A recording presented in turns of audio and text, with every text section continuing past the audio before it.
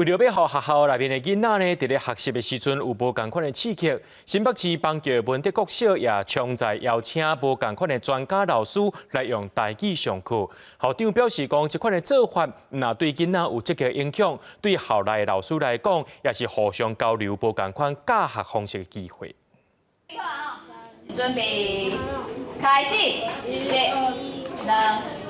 3。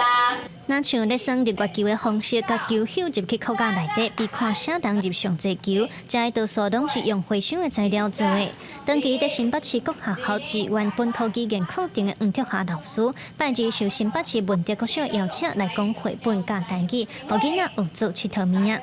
接下来，伊是啥？那无问题，这个当作讲过啊。拍手，拍这个。黄竹霞老师用绘本兼拍算的阿嬷来教一寡台语词，也因为这个绘本主要是在讲各项物件拢着爱少了，伊希望用算的方式，互囡仔来学台语。囡仔做弹接球，互伊去讲，这个物件课架内底，一般来讲咱是弹掉啦，毋过咱收起来，互囡仔洗清气，互囡仔再来做佚佗物啊安尼。较注重叫伊讲，爱开嘴讲。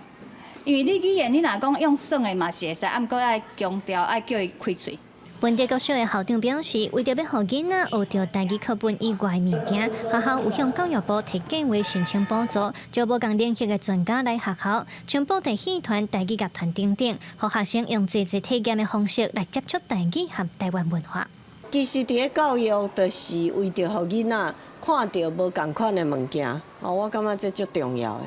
咱学校本来就是提供囡仔有各式各样的接触，所以其实我感觉教育部有互阮即个经费来支持这个活动是足好的活动。这个计划已经实行第2档，校长表示有学校以外刺激学台语，唔那是看课本、读课文，囡仔和学校的老师拢会当学到真侪物件，透过互相交流和多元的教学方式，因认为这对台语教育有积极的影响。记者卢尚如、柯炳哲、新北报道。